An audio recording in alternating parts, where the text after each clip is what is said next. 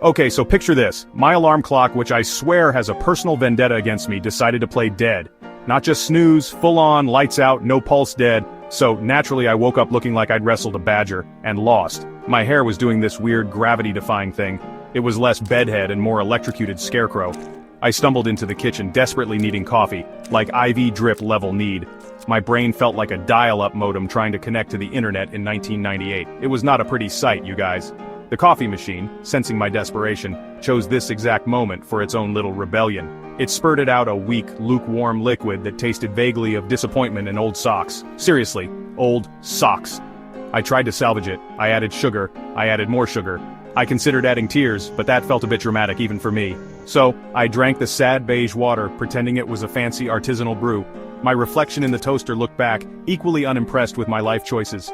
This was just the beginning, wasn't it? Oh, it totally was. Then came the pigeons. My apartment building has this, pigeon mafia. They own the windowsills. They demand tribute in the form of dropped crumbs.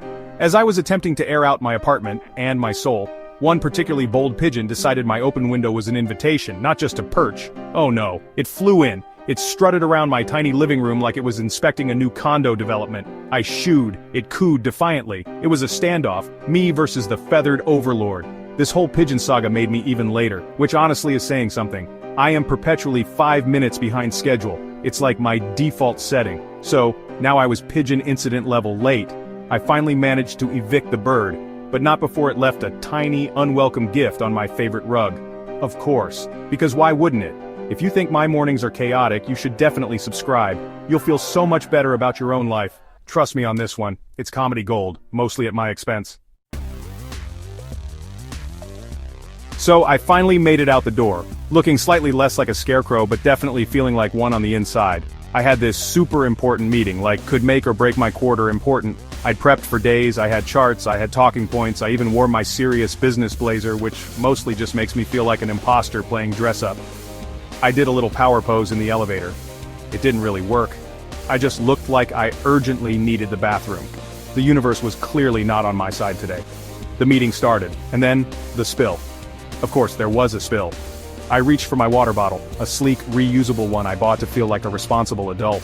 But my hand, still jittery from the pigeon encounter and the tragic coffee, knocked it over. Not just a little trickle, a full-on tsunami across the mahogany conference table. It soaked my notes. It endangered a very expensive-looking laptop belonging to my boss. Silence. Everyone just stared. I wanted the floor to swallow me whole. Seriously, if you find these little daily disasters relatable, hit that subscribe button. We can form a support group. I mumbled apologies, so many apologies. I think I apologized to the table at one point. My boss, bless her patient soul, just sighed. It was one of those sighs that says, "This is why we can't have nice things, Mindy." Or maybe that was just my internal monologue. Hard to tell sometimes. The presentation, when I finally got to it, was a blur. My carefully crafted talking points now sounded like the ramblings of a very flustered person who occasionally spills things. I think I mentioned pigeons at one point. Unintentionally, of course. Or was it? The rest of the meeting was just me trying to recover. Trying to sound competent while my notes slowly disintegrated into pulp. I smiled a lot, probably too much, like a slightly unhinged flight attendant during turbulence. "Everything is fine!" my smile screamed while my eyes darted around looking for the nearest exit. Or maybe a time machine. I'd take either. This day was shaping up to be an epic fail, and the best or worst part was yet to come. You won't believe what happened next. After the meeting apocalypse, I decided to treat myself, because, surviving near drowning by water bottle deserves a reward. I went to this little quirky pet store down the street, just to look at fluffy bunnies, or maybe some disinterested cats, something to soothe my frazzled nerves. The store was packed with the usual cute critters. Hamsters running on wheels going nowhere fast, kind of like my career at that moment. Too soon? Anyway, it was mostly calming, until I heard it. A voice. A very loud, very opinionated voice. "Well, look what the cat dragged in. And it's not even a cat," a voice squawked. I froze. I looked around. Was someone talking to me? Was this a prank? Then I saw him. A giant green parrot perched majestically on a stand. He had this glint in his eye like he knew all my secrets, and was about to broadcast them. He puffed up his chest feathers. "Lost, dearie? Or just generally confused?" he added, tilting his head. This parrot, whose name tag read Percy, was sassy. Incredibly sassy. I just stared. A talking parrot, not just squawks and whistles, full sentences, with attitude. The store owner chuckled. "Oh, that's just Percy. He's got a lot to say." A lot to say was an understatement. Percy then proceeded to offer a running commentary on every customer. "Nice shoes. Did you get them on sale?" he'd call out. "Or is that a new haircut? Bold choice." He was like a tiny feathered fashion critic, and he was hilarious, even though I was pretty sure he was about to roast me. Suddenly Percy turned his full attention to me. "Rough day, huh? You look like you wrestled a badger?" My jaw dropped. How did he know? Was he psychic? Or had my earlier badger wrestling hair made a bigger impression than I thought? "And spilled something important, I bet," he cackled. Okay, this was getting weird. And also, kind of amazing. If you're enjoying this descent into feathered madness, you should totally subscribe for more tales from my slightly bizarre life. You really never know what's coming next. So there I was, being psychoanalyzed by a parrot. Percy, the all-knowing, all-seeing, feathered therapist. He then started mimicking the sound of my coffee machine's pathetic gurgle. Spot on. Then he made a cooing sound, suspiciously like the pigeon from my apartment. "Gotcha!" he shrieked with laughter.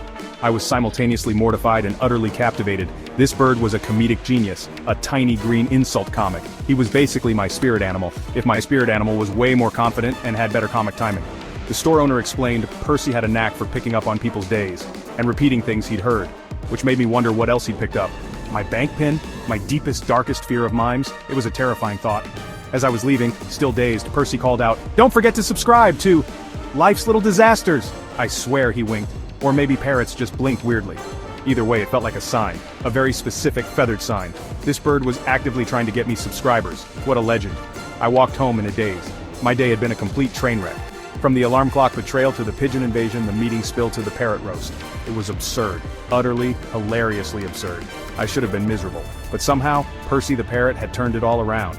He made me laugh. He made the whole ridiculous day feel like a scene from a sitcom where I'm the slightly clueless main character who constantly finds herself in bizarre situations, which, let's be honest, is pretty accurate. So, what's the takeaway?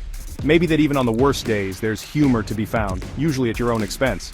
And maybe, just maybe, talking parrots are the universe's way of telling you to lighten up, or to start a blog.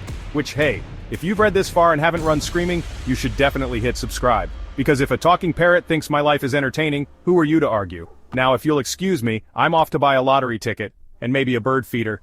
For research purposes, of course.